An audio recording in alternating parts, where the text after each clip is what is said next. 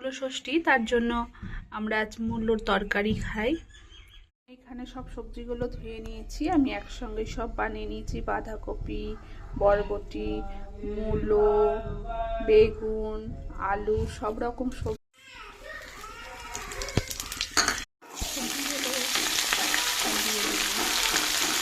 ছোলা ভিজিয়ে রেখেছিলাম, এই ছোলাটাও দিয়ে দেবো। লঙ্কা দিয়ে দেবো, মতন লবণ, ভালো করে নেড়ে। তরকারিটা আমার ভাজা হয়ে গিয়েছে। এবার যেহেতু ভাজা না তরকারি করব, তার জন্য সফট করতে হবে, একটু জল দিয়ে সেদ্ধ দেবো।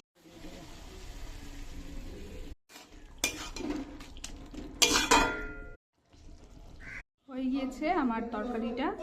এইবার আটা মেখে রেখেছি, এবার গরম গরম রুটি আর এই সবজিটা খাবো।